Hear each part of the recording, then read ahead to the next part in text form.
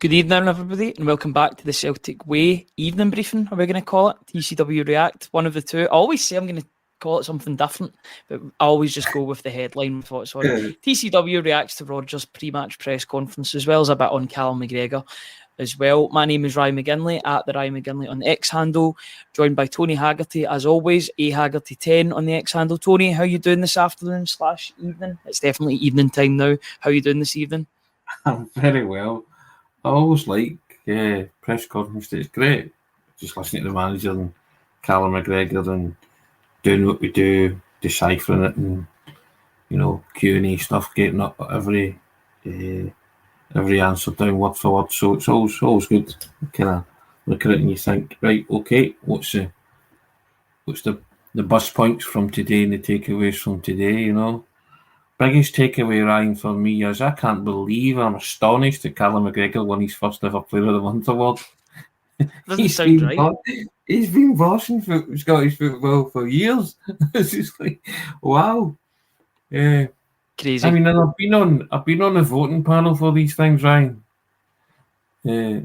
before as a journalist. It's just like, I find that incredible.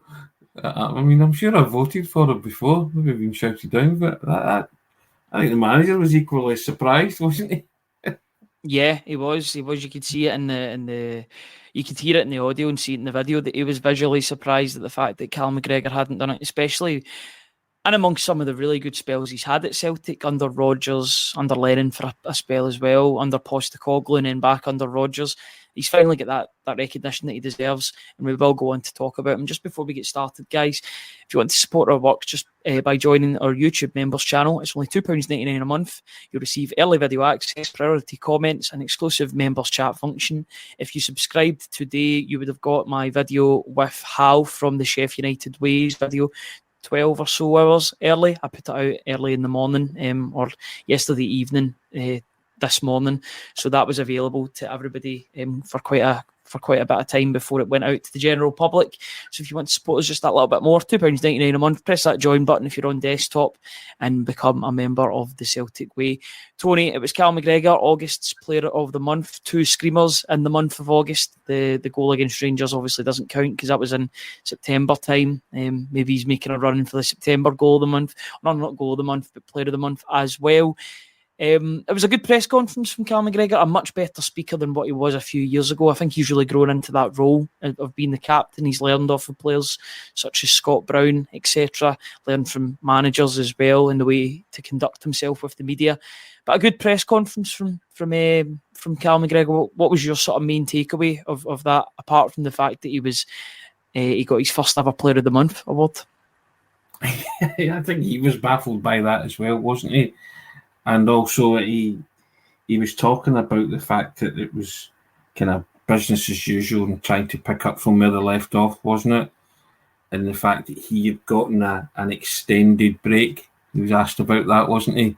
How was that for you? And he was like, well, okay, good to get 2 or 3 days off and spin. Doesn't normally happen that way, but straight back into it. And when he came back and the manager said he looked good and he looked in shape. So it's, I do like listening to the captain. I've said before, he's everything that you want. He's a representative of your club, both on and off the pitch. You just get the feeling that the guys are bursting to get back in and pick it up from where they left off. And obviously he had a career first as well. Not only the Player of the Month, but he scored for 3 consecutive league games, Ryan. He's never ever did that in his career before. So manager saying he's hoping that he can continue in that rich goal-scoring vein of form, but you get the feeling that Callum's up for it as well. He's going to have a shot at goal tomorrow, isn't he? At some point, he's going to get within range and he's going to have a crack, isn't he? You know what I mean? He's as confident as he'll ever be, and as I say, he's that calm. He exudes calmness and confidence, Ryan, not in an arrogant or a cocky way, but I think he's a player who knows he's at the peak of his powers and he is a pivotal player in this Brendan Rodgers machine. He's the one constant, isn't he, in that midfield? He's going to be the one constant in the midfield throughout the season. I think there's only going to be 2 spots that are really up for grabs over the course, apart from maybe a wee bit of rotation here and there, maybe in the League Cup against Falkirk. But then again, you wouldn't bet against Cal McGregor starting in that game either. That's just the way that he plays. He gets his breaks in international breaks, which is great to see, and he deserves that downtime. He was talking about the international break, saying it was different, not going away with Scotland, but he did enjoy it all the same. He missed a bit of the Poland game. He was probably the same as me in the fact that he missed some of that game as well. Maybe better Quite a off frank missing admission, some. that, wasn't it? Yeah, it just goes to show you that he is actually taking the time to take time He off. quantified that by saying he wanted to switch off, didn't he? Before people say how quickly they forget. I'm He totally missed the fine first with half. that. He missed the first half an hour, he said, and then he watched the rest. He said they were unlucky not to pick up points. It was a good performance, and they could be proud of that. But I think he was taking the kind of, as we say, unplugging from the matrix pretty seriously, Ryan. Yeah, absolutely. And I think it's good for Celtic, and it's Celtic's gain. Brendan Rodgers was talking about the fact that it was Celtic's gain as well, that certain players aren't playing for their international countries, even though they're travelling halfway across the world to feature for their international countries. More on that later, I guess, when we're talking about Hatate in Japan. But just on Callum McGregor, he's talking about Stephen Naismith as well. He obviously played against Stephen Naismith when he was at Hearts, played alongside him in Scotland, saying he's a calm manager, unlike what he was like on the pitch. But he seems like a captain that's really happy with where his game is at the moment, and he's just really enjoying being part of this new look midfield that Celtic have got going on, whether that's Hatate and Engels and Bernardo, even if it's Odin Holm that comes in, Luke McCowan that comes in. He's the one constant in this team, and he's going to be for the rest of the season, isn't he? You get the feeling that whatever team shape Celtic are playing tomorrow, and whatever three in that midfield, they've already spoken about just picking it up from where they left off and hitting the refresh, recalibrate button, call it what you like. But I get the feeling that Callum's already said, right, guys, you know what to do. It's just a continuation of what happened up until the Rangers game, and then we just we step on it again. We go again. We've had a rest. We're all back together now. The band's reassembled, as they say. But I think Callum's that kind of, as you say, that pivotal figure that just says, right, guys, because he's the one that everybody says sets the standards in training. So today was the first day back. We found that out, didn't we? Today was the first day back for everybody. Yep. And I'm sure Callum would have spoken to them and said, right, they probably know the team, won't they? This is what we're doing. This is the way we're going about it. And nothing's really changed in terms of that. What they've been doing since the start of the season, or as Brendan Rodgers said, what they've been doing since pre-season. And I quite like that. There's a lot of, despite the fact that there's continuity there in terms of the way they go about their business and the way they work, I think even if any of the new guys come in, it won't disrupt it too much, and I think it'll be pretty seamless, Ryan. Now, my team is not any of the new guys coming in. I think they'll come on and feature after an hour or so to give them game time, because the manager, as I say, this one will have a game plan for Wednesday night, and I think it's imperative that these guys get minutes on their part, because we'll approach it a bit differently on Wednesday night, a European game as opposed to a domestic game. So yeah, but I think Callum's the man who, he's the go-to man, isn't he? And I think the message is pretty simple. It ain't broke, it doesn't need fixing, but if it's tweaked, so be it. But you know what you're about. The manager's banged on about that culture of winning, didn't he? And spoke about the three things that made Callum McGregor what he is. He's super fit, and he's got that intensity in his game. And yeah, he's just a born professional, winner, isn't he?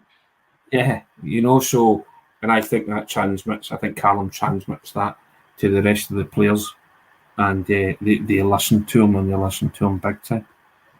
Yeah, I was actually just going to bring this up ever so quickly and ever so slightly as well. Tony, I'm just going to bring this up because I think it's a good way to segue into talking about the team and Brendan Rodgers' press conference. So this is the team that you went for tomorrow. It's the same team I think it's the same 11 that played against Rangers. Am I right in saying? Yeah. So yes, you're including Rio Hatate in there, despite him doing all of that travelling back. He's a consummate professional at the end of the day, but you're going for Maeda and Kuhn on either side, Kyogo leading the line, Bernardo keeping his place. Although the one thing I'd probably change with that is the fact that Bernardo is the furthest forward midfielder. I think he'll play in the 8 role and Hatate in the 10, if that is to be the team. But is that the team that, so that's the team that you're locking in? You said that for your predicted lineups? Yeah, I think as well that, bearing in mind, Hatate did all that travelling and he didn't play. I think if you were to rotate him from that squad tomorrow, I think he would feel that he's done something wrong and his confidence levels would dip. He's done nothing wrong. Yeah. Rodgers talks about that as well. There has to be some man management here from Rodgers, in terms of lifting the guy's head and saying, look, I think he alluded to the fact that Japan have got a very strong national side, but he has travelled thousands of miles, Ryan, and he's not kicked a ball in anger. And I'm playing Hatate because I think he'll be frustrated and he'll want to take it out on somebody, take it out in Hearts, get that frustration out on the pitch where you're best, and he'll be fresh because he hasn't played. I know travel can, do things to you, but these players are used to it. These players they've been doing it all their career, and so I don't see that travel affects you too much, Mm-hmm. So, and I don't want to send that message out about Hatate and let his head drop, and again there'll be speculation if he drops him, isn't there? It'll be very negative, So I think these guys have earned the right to start in these domestic games. Europe's a different kettle of fish because there's a plan for Arne Engels, as we've seen. So as we've spoken about, so I'm happy with that. But I don't think that Hatate should be touched. I think he's under it. As I say, he was of the 3 midfielders that played against Rangers, he was third best, but he didn't play particularly badly, if you get what I mean. So yeah, and if you are going to rotate somebody then tomorrow, then it probably would be Hatate, but I think it'd be very grossly unfair if Rodgers did do that. And he's very big on his man management with players, isn't he? The way he goes about it, Rodgers. So I don't think he would do that to him. I think my camera has frozen. Yeah. So I'm going to refresh and go out and back in. Give me 2 wee seconds. See, while I'm doing that, would you be able to even just talk through my team? I'll just stick that onto the screen and I'll refresh the page. I'll be back in a wee minute, all right? 2 big calls, as you can see, Ryan's made there, guys. Trusty and Engels come into Ryan's team and hint into his thinking. If he's gone, but yeah, I'm inclined to disagree with that, but that's neither here nor there. That's Ryan's team. So you put in Trusty and Engels, didn't you? Yeah, there they are. Trusty you brought in for Scales, and I think that actually took it off because I went off the stream for a minute there. Yeah, so that's fine. You would have been presenting something for about 5 seconds. This is a real humdinger of a show so far from the 2 of us. But yeah, I'm back. Hopefully that's working okay. Is it working okay on your end, Tony? Yeah, it's fine. It's you're all good. 2 big calls there, Ryan. Because Scales has arguably been Celtic's best central defender since the start of the season, and Engels you're just bringing in because you want to see Engels play. I get that, but you're dropping the player that you say is the best midfielder at Celtic. You attack. So I think in terms of what people would want to know is explain yourself, sir. Just want to see Engels. I want to see Celtic's £11 million player tomorrow afternoon. I'm quite keen on seeing him. I don't know where exactly he's going to play because he's played in the number 10 role to begin the season for Augsburg, but he's also played in the number 8 and the number 6 role. But the one thing about Celtic's midfield at this point in time is it's very fluid. So the two, even though a player will be in number 10 position, more often than not, you'll find them in the number 8 or the number 6 position because they'll be fluid all over the park. And they do their running and they do their pressing as well, both on the attacking side of things and counter pressing and in pressures when defending the ball. So it's going to be an interesting one to see who gets the nod tomorrow.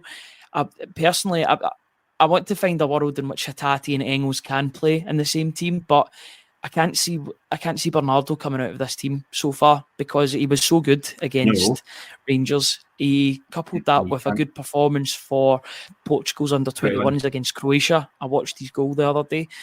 That's good to see as well. Good to see he's get that international accolades as well. Definitely a player for the future, maybe for the Portuguese senior team, although he's got a bit of work before he gets into that team alongside Bernardo Silva, etc.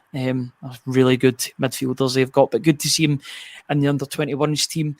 So yeah, I went for Trusty as well because I just want to see these new players. You know, you've got £17 million worth of players that could be on the bench tomorrow. It's crazy. It's a long season, Ryan. You've got all season to see them. You will see them. Well, Tony, it's been a long international break as well. Yeah, I get that. But no, listen, it's your call. I just feel that he'll leave the winning team, and at any tweaks being made, he'll do it for Europe. It's just my instinct. And I asked my father, who's a manager of amateur teams, right? He's my go-to, and I asked him what would he do, and he said he would keep the same team.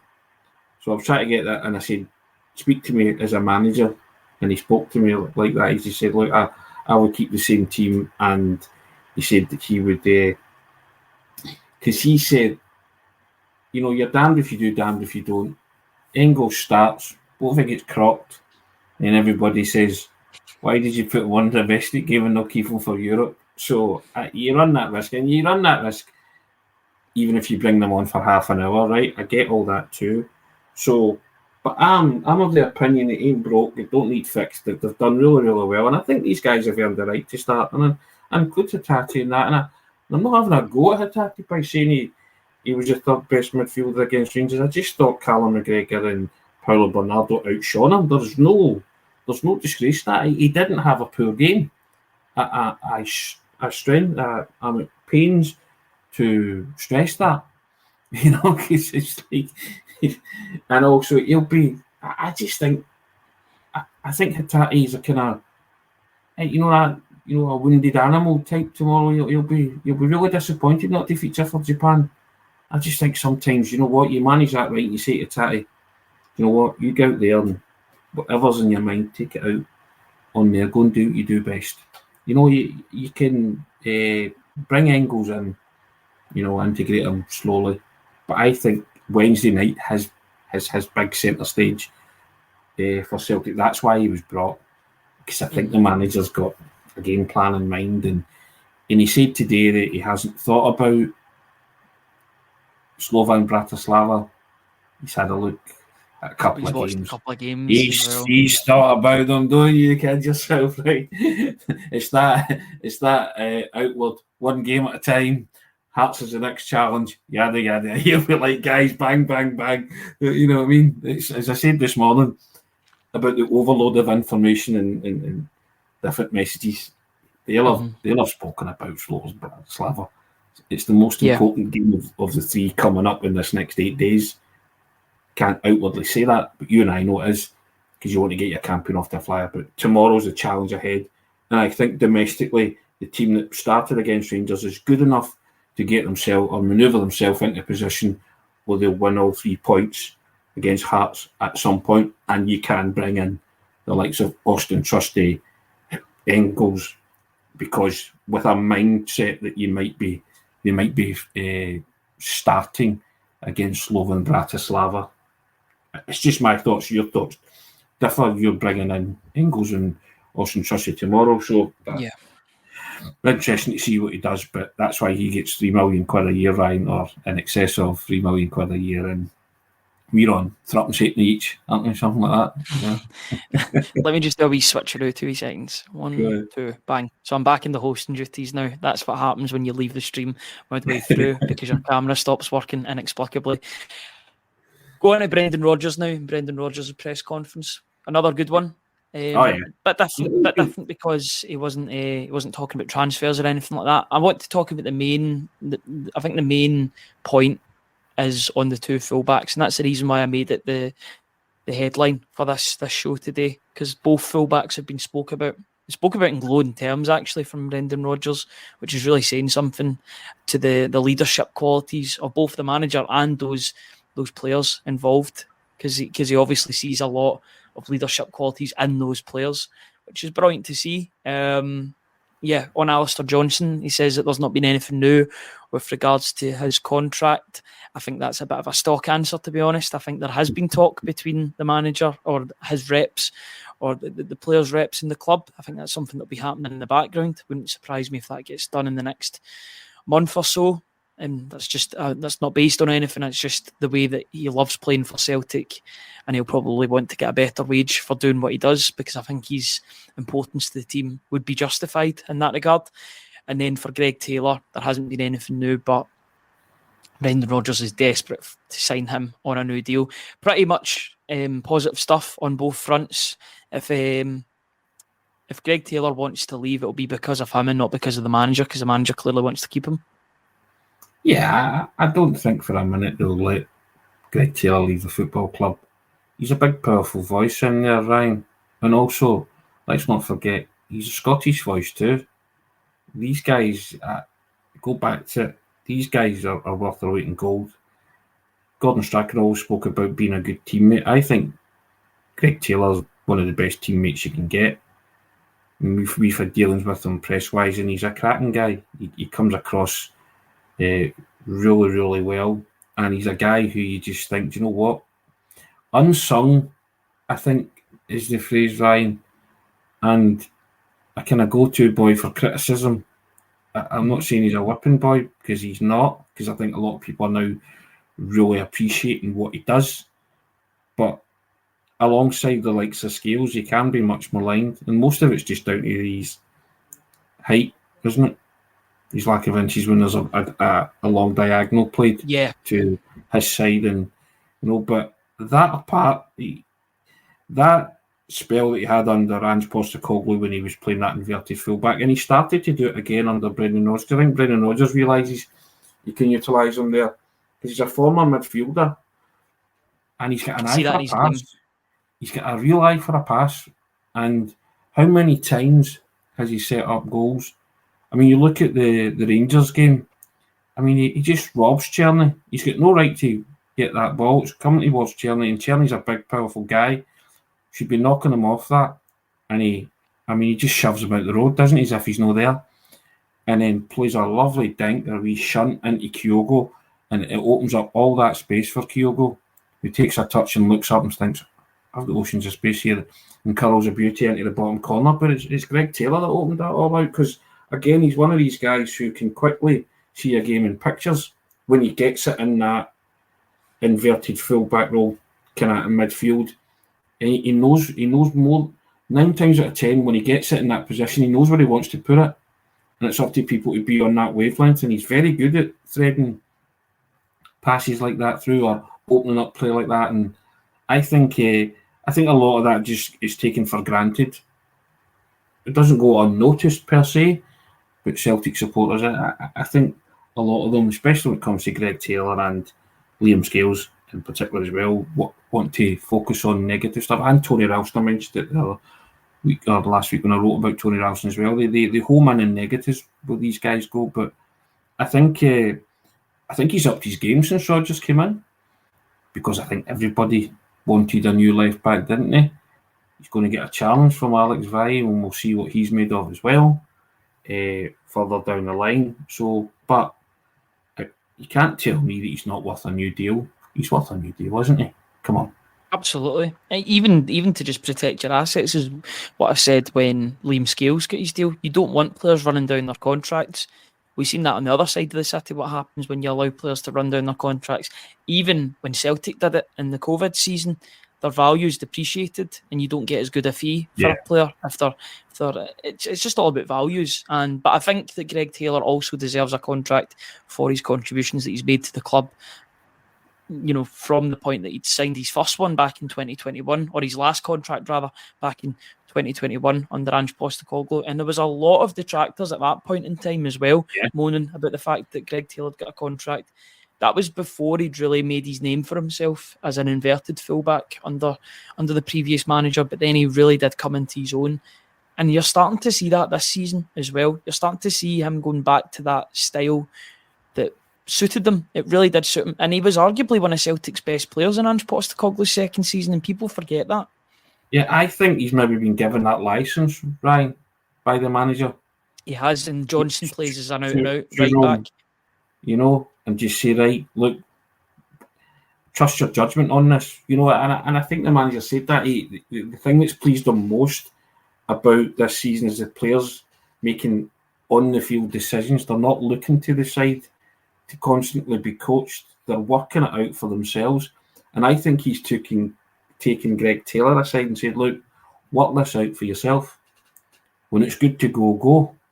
Support the midfield. Play those passes. Take risks when necessary, when you can. I'll never, probably never chide him for that. You know, it's when you're taking unnecessary risks and you're giving the ball away too cheaply. You know, the way he spoke about Hatate, gives it away too many times. I think he's clearly said to Greg Taylor, look, you know, don't get yourself in that situation where you're causing the team problems or causing your own teammates problems. But I want you to be that player because that's where you're most comfortable. Marauding forwards, supporting the midfield, supporting the forwards, and helping setting up attacks and stuff when it's clearly good to do so. Because he's pretty switched on, Taylor. Because that was he's an intelligent footballer, intelligent person as well. Split second that he had to make up his mind, Ryan, what he was going to do with that after he won the ball from Czerny. And as I say, he's a lovely shunt into Kyogo, 2-0, game over, isn't it? Really, that's the killer goal, really, isn't it? Dagger. You don't see Rangers coming back from that, yeah. I mean, because it's right before half time as well, you know. So, and it's a desire and anticipating where the ball was going to go, but it's desire to win it because he's got no right to win it. Czerny stands a foot above him. He'd probably be stronger, wouldn't he, strength wise? Should have been out muscled by Czerny, but just decided my ball, I'm going to win that. Bang, Kyogo goal, and you're just thinking brilliant, and it's that kind of stuff that he brings. I really like Greg Taylor, and I'd be loath to see him depart the scene. Alistair Johnson's a no-brainer, isn't it? You want Alistair Johnson to stay for as long as he can. He's still got 3.5 years left on his current deal, and you know, I think it's testimony to the way he's come in and just embraced it and enjoyed it and loved it, and the high esteem that the Celtic fans hold him in. That he's playing arguably the best football of his career right now. Yeah, and he's adding goals. He's adding goals. He's assisting, and yeah, like you say, by having these talks, you're also protecting an asset too. But I think, I mean, you don't know what the future holds for Alistair Johnston, but I think he could be a guy that could be content fulfilling his football and ambitions at Celtic. Could be wrong in that, but I think he's enjoying life, and personal happiness has a lot to do with footballers, and he's in a good moment in his life and career just now. So long may that continue. Without a doubt. Was there anything else that stood out to you in the press conference today? Because I know that Brendan Rodgers spoke about a whole host of things, about Hearts, about the international break, about Cal McGregor looking amazing after an international break, which is quite a funny moment in the press conference to watch. That clip's already doing the rounds on social media, as you would expect. Was there anything else that really did jump out at you from Brendan Rodgers, or was it just all in, just a good press conference once again from a manager on top of his game? I think he's just at the top of his game, isn't he? These things they're not a problem to him, Ryan. He doesn't see them as some managers see them as a necessary evil. He's very open, he's very honest. He can be cryptic at times, I've said that before. You know, he could decode his messages, but you just need to listen. But he's in a happy place. He keeps stressing the fact that Celtic are in a good place. And I think that's what you want to hear from your manager, isn't it? And he's not trying to pull the wool over your eyes and say that they're in a good place when they're clearly not. They are in a good place, but he wants to take them to a better place, and he wants to improve them and progress them and develop them, and that's why you're excited about this group. He was asked himself, he was he was excited about the new players, and he said, yes, he was trying to keep a tin lid in it because he knows what these guys are capable of. He watches it every day in training, so he knows exactly the level that they can produce. He just needs them to go from Saturday and transition that onto the European stage, because that's the itch that needs scratched for Brendan Rodgers in terms of Celtic. And it's as I say, he gave it the one game at a time, but don't kid me on that he's no thought about Slovan Bratislava already. I think we're all thinking about it as well, but we all need to focus on It's Hearts, human and I'm nature. sure we all will. Yeah. It's a big week though. 3 competitions. Ideally, you want Celtic to be in a good position for all 3 of those competitions by close of play next Sunday. Once Celtic versus Falkirk is finalised, and I don't see why not. To be honest, I think Celtic will get 3 wins out of 3 and score a few goals in doing so. But I'm confident. We were talking about that this morning, but the players, Callum McGregor and Rodgers mentioned that they're thinking about the 6 block of games that's coming up. 6 before the next international break. So there's 3 at home and 3 away. Isn't that right? And you're saying to yourself, well, what happened to the one game at a time? They were talking about the next block of games, all 6. And to me, that seems as though they're targeting 6 wins. Nothing less. Anything else will be a disappointment to them. And there'll be a disappointment to themselves. But I guess it is the one game at a time stuff, isn't it?